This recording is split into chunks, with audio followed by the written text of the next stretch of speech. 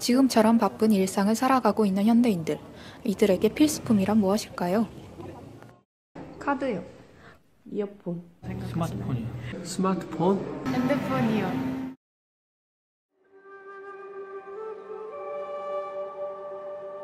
그런 문명이 발생하기 이전 옛날 우리 선조들에게 필수품이란 무엇이었을까요?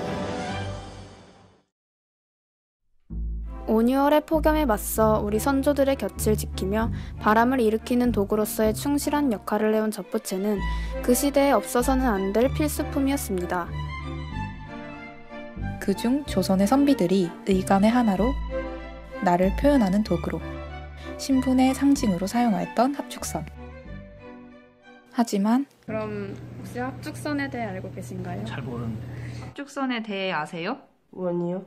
네? 합죽선이요? 잘 모르겠는데. 지금에 이르러서는 그 맥이 끊어져 버린 합축선. 그럼 합축선이라고 불리는 우리의 부채는 대체 무엇이었을까요? 우리는 이 합축선을 알아보기 위해 전주로 떠났습니다.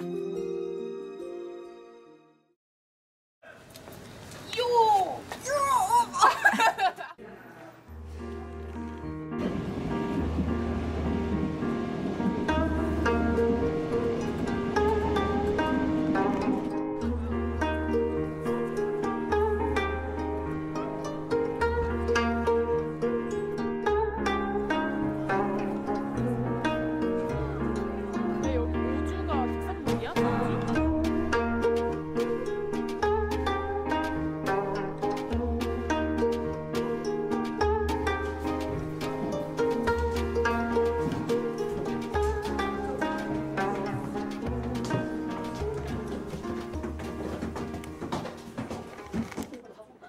그렇게 해서 찾아가게 된 부채박물관.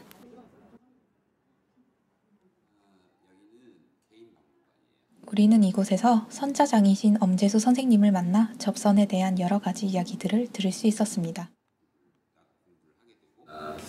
속대, 부채 속을 이루는 그 속살 부분이 대나무 껍질이 두 겹을 붙여서 만들어요. 그래서 쟤네들 이름이 합팔합 대나무 숫자를 쓰거든요. 대나무 이렇게 양면을 이렇게 붙여서 만들어요. 그래서 얘네들 이름이 합축선이에요. 그리고 합축선 하면 전통적으로 겉에 치장이 마디대가 기본이에요. 합축선하고 모양은 똑같은데 대나무 속대 부분을 매끄럽게 다듬어서 그 위에 오칠을 하고 겉에 치장을 화려하게 하고 종이에 역시 또뭐 유칠이나 홍칠을 올린 다양한 치장이 보이는 것은 칠접선이에요. 선생님께서는 기본적인 마디대 외에는 별다른 치장이 없는 합축선과 겉보기에는 합축선과 비슷하지만 다양한 재료들이 어우러져 치장이 되어 있는 칠접선에 대해 말씀해 주셨습니다. 그리고 종이를 대나무에 한 겹만 붙여놨기 때문에 이 종이가 떨어지면 물에다 푹 담궈놓으면 이게 떨어져요. 다시 붙이면 돼요. 리필이 가능한 부채. 그건 이 리필이 가능한 부채는 어쩌면 우리 부채만의 특징이라고 보시면 되죠. 속대를 이루는 근간 자체가 굉장히 튼튼했기 때문에 그것이 가능하고 차수가 많다 보니까 두 개, 세 개 부러져도 빼내고 종이로 맞출 수가 있어요. 굉장히 실용적이죠, 어떻게 보면. 그래서 하나를 들고 손대에 올려가면서 평생을 쓰고 그래서 애첩으로 해야겠다고 부인으로. 그래서 우리 죽부인처럼 무덤에 따라가는 부장품. 괜히 부장품이 된 게 아니고 첩으로 자기의 가장 사랑하는 어떤 물건 하나를 여기서 썼었고 겨울에도 들고 다녔고 부채가 단지 부채로서 바람을 일으키는 용도뿐만이 아니고 선비들의 정신적인 지주 역할을 했던 그런 부분을 또 엿볼 수가 있어요. 그러니까 선비다 하면 야 너 누구야 손가락질 함부로 하지 않고 부채로 가르쳤죠. 그러니까 꼴 보기 싫은 사람이 부채 짧게 멀고 옛날로 비슷하잖아요. 뭐 흰색 저고리에 뭐 색깔 뭐 비슷하잖아요. 얼굴만 가리면 누군지 몰라요. 그죠? 그러니까 그런 부분. 그리고 겉대가 굉장히 단단하다고 그랬죠. 무기를 칼이 들어오는데 그걸 직접 받아 쳐내지는 못하지만 비켜낼 수는 있어요. 그 정도로 강해요. 한량들이 썼던 방법 중에 하나는 부채에 향을 넣어요. 기생들하고 앉았을 때 향이 진동을 하면 야, 술도 한 잔 먹어갖고 살짝 올라왔어. 거기다 그 사양은 최음제예요. 그 향이 계속 붙여지면 진동을 하면 분위기가 좀 좋아지겠죠? 그런 다양한 용도로 썼어요. 이처럼 우리의 선조들에게 다양한 용도로 쓰였던 부채. 애첩이라는 말이 나올 정도로 부채는 우리 생활에서 뗄 수 없는 존재였습니다. 하지만 일제강점기를 지나면서 일본인들은 부채에 담긴 우리의 정신과 문화를 말살시키기 위해 우리의 전통 부채를 없애버렸습니다. 일본이라는 그 나라가 우리나라에 들어와서 행했던 36년, 40년 세월 동안 행했던 이런 우리 정신 말살 일제의 민족문화 말살 정책이 얼마나 큰 위력을 발휘하고 있고 지금 현재 한국의 사학계에 있는 계신 분들이 일제시대에 만들어놓은 그 역사를 우리한테 가르치고 있습니다. 진짜 우리 역사는 여러분들이 배운 역사보다 더 큰 역사를 가지고 있으니까 그것도 나중에 기회가 되면 공부하도록 하세요. 이렇게 현대인들에게 잊혀져 버린 부채를 포함한 수많은 공예품들. 그중 현재까지 남아있는 공예품들을 우리는 그저 작품이나 관상용으로만 취급합니다. 옛 선조들처럼 우리 생활 속의 공예, 즉 공예품의 쓰임과 멋을 함께 즐길 수 있는 자세가 필요한 요즘. 엄재수 선생님께서는 합축선을 평상시에도 즐겨 쓸 수 있는 공예품으로 만들기 위한 다양한 노력을 하고 계십니다. 먼저 사람들과 꾸준히 소통을 하여 부채가 어떻게 하면 실생활에 쓰이기 좋을지에 대해 고민하십니다. 최근에 우리 부채 좋아하는 친구들이 제 매니아들인데 조그맣게 밴드 모임을 만들어서 모임을 한번 한 적이 있어요. 이 친구들은 계속 사용을 해서 저하고 피드백을 해요. 조기도 교환해가고 이 부채 써보니까 이런 부분은 좋고 이런 부분은 안 좋아요. 우각선 같은 경우는 끝이 여름에 많이 살짝 벌었다가 가을 되면 달라붙고 어폐선 같은 경우는 여름에도 달라붙다가 겨울에 벌어지고 이런 피드백들이 들어요. 피드백을 같이 공유하면서 그리고 이제 올해 같은 경우는 이제 그럼 니네들이 원하는 부채가 뭐냐 이렇게 봤어요. 그리고 많은 사람들이 합축선을 두루 쓸 수 있도록 각 개인의 적합한 바람, 크기를 고려하여 제작하십니다. 사람마다 취향이 가볍고 흐르는 바람을 좋아하는 사람이 있고 무겁게 때려주는 바람을 좋아하는 사람이 있어요. 그 취향에 따라서 부채를 골라서 따로 써야 돼요. 부채마다 바람이 다르기 때문에. 잘 맞을 거예요. 손에 한번 잡아봐요. 잡아보는 것부터. 부채는 잡아보는 게 뭔데요? 손이 약간 큰 편인데 쏙 들어오게 만들어졌지? 내가 만든 부채는 모양이 다 달라서 자기 손 느낌에 따라서 골라 쓸 수 있게 되는 거예요. 또한 옛 틀을 벗어나지 않는 한에서 엄재수 선생님만의 독보적인 작업들로 명품화를 시켜 다른 합축선들과는 차별화하였고 소비자의 구매 욕구를 자극시켰습니다.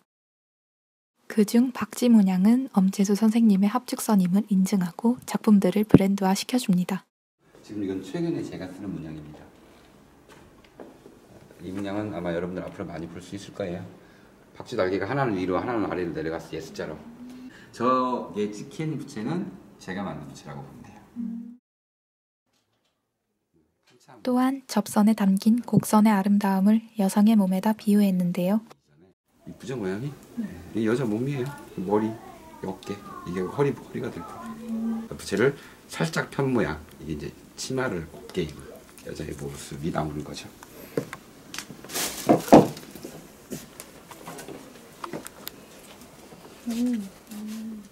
이러한 곡선의 미를 더욱 강조시키기 위해 독보적인 제작 방법을 사용하셨습니다.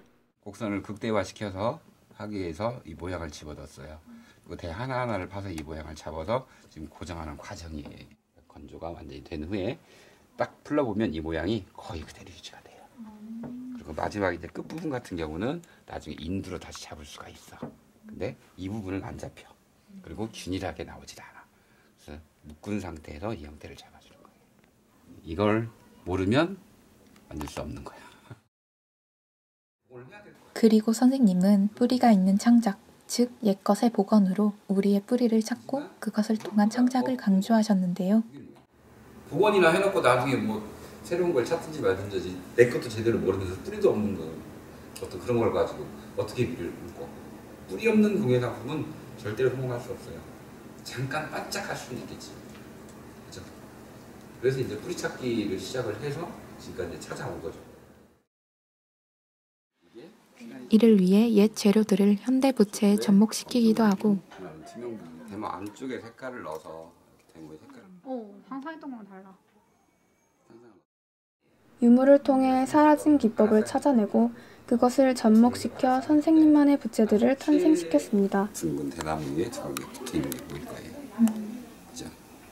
이게 이제 마라싸기 기법이라는 기법 자체가 이름을 뭐 마라싸기 기법이라고 기법이 있는 건 아니고 내가 뭐 붙인 이름이 뭐 이걸 어떻게 뭐 이름 뭔가 하나를 정해야 되겠는데 정할 이름이 없으니까 둥글게 말아 붙인다 그래서 마라싸기 기법이라는 이름을 내가 붙인 거예요. 어떤 타겟을 두고 작업을 하는 거하고 타겟 없이 무작위에 작업하는 개념이 달라요. 나는 이 작업을 어떤 타겟, 어떤 사람을 위해서 그 사람의 눈을 현혹시킬 거야 라고 했다면 거기에 가장 적합한 재료, 적합한 기술, 적합한 방법, 기술을 만들어내면 그 타겟에는 먹혀든다는 것이 중요한 것 같아요. 내 타겟이 범위가 넓어버리면 어디에 걸릴지를 모르잖아요. 또한 선생님께서는 주 고객층을 타겟으로 잡아 그들을 위한 작업도 하고 계십니다.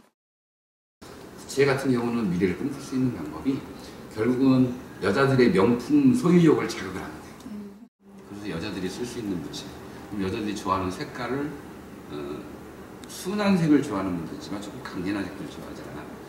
블랙인데 광이 없는 블랙, 이게 무광 블랙, 레드, 그다음에 옐로우인데 연한 옐로우, 그다음에 블루인데 강한 블루.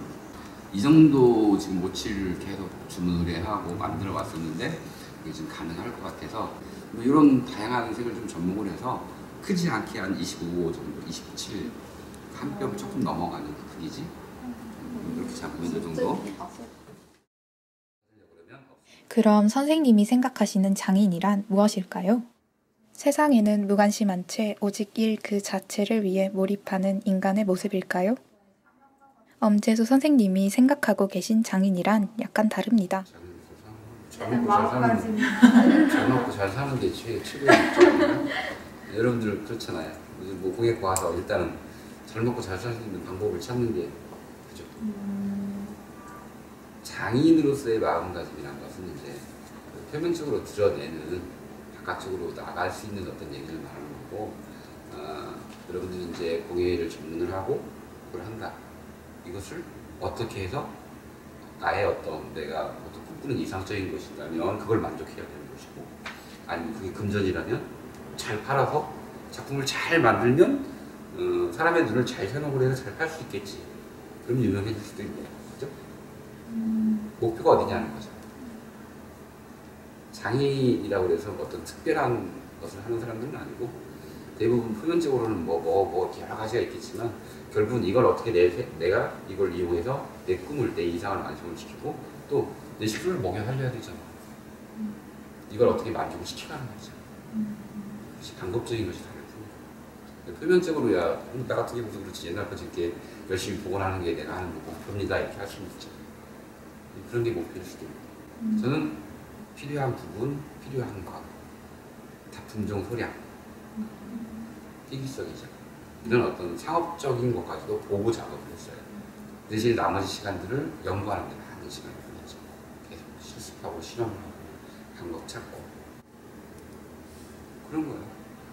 어떤 전략을 가지고 어떤 마음가짐을 가지고 어떻게 뭘 만들어가는 거예요. 결국 공연은 처음에 말했듯이 상대방 구매자의 눈을 어떻게 현혹을 시킬 것인가. 저걸 사지 않으면 안 되게 만들어야 돼. 이 작품 전시를 딱 들어가는 순간 와, 나도 하나 갖고 싶다. 이게 절반의 성공이야. 이건 만들어 놓고 판매를 하려고 그래야지. 미숙미숙 재미도 없어. 근데 살 일이 없잖아. 장인의 마음가짐은 어떻게 상대방의 눈을 현혹시킬 것인가를 연구를 하는 거예요. 그게 결론은 아름다운 작품, 완성도 있는 작품이 나올 수 있는 근본 마음가짐이 되는 거죠. 거기에 이제 나는 포함된 게 없어진 옛날 것을 복원하는 그 마음이 들어가 있을 뿐이고, 그리고 내가 하지 않으면 한 대가 더 넘어가면 이제 이건 없어져요. 그런 건 있죠. 자기 재능을 찾아가는 게 좋고, 아이디어나 창의성이나 뭐 손재주나 여러 가지 경면으로 봤을 때 나는 이쪽에 재능이 좀 있어 라고 한다면 쉽게 행하지 말고 부단히 끊임없이 노력하는 방법밖에 없어요. 그리고 손재주에 딱 막지 말고 공부하라는 거예요. 끊임없이 자기 분야에 대한 자료 찾고 공부하고 또 영역을 넓혀가고 하는 과정이 있어야 다음 단계가 올라가는 거지 그냥 기술자로 끝나요. 저는. 장인은 그만큼의 자기 이론을 가지고 있어야 되고 그만큼의 지적인 능력이 있어야 되고 거기에 따라오는 작품들이 있어야 돼요. 여러분들이 이제 이쪽 길을 가서 장인의 길을 갈지 아니면 어떤 예술가로서의 아티스트로서의 길을 가겠지만 아티스트라는 표현을 내가 받기 위해서는 마음부터 정신, 마음, 정신 이쪽부터 시작해서 지식과 지혜도 가지고 거기에 마지막 작업에 대한 기술까지 포함을 시켜서 같이 가는 이 세 가지가 합쳐지면 뭔가 되겠죠? 그렇게 가는 게 맞는 것 같아요. 이제 세부적으로 들어가서는 아까 전에 얘기했던 우리가 지금 가지지 못한 원천 기술들 이런 부분들 학교에 있을 때 그리고 이제 나중에 연구받으러 가실 분들도 있으니까 빨리 찾아줘요. 우리가 가지고 있는 전통 기술들이 많이 있는데 지금도 없어지고 있어요. 가지고 계신 분들이 돌아가시고 계시고 그분들을 빨리 찾아내고 그런 기술들을 빨리 정리해서 기록화하고 기록하는 작업들 굉장히 지금 필요한 작업들이에요. 그런 것들 찾아가면 좋을 것 같고 됐죠? 네. 감사합니다. 우리가 전통공예를 어떤 마음가짐을 가지고 바라보아야 할지, 그리고 이를 통해 무엇을 실현할 것인지는 앞으로 전통공예를 배워나갈 우리에게 주어진 큰 숙제입니다. 여러분들은 어떤 목표를 가지고 전통공예를 공부하고 계신가요?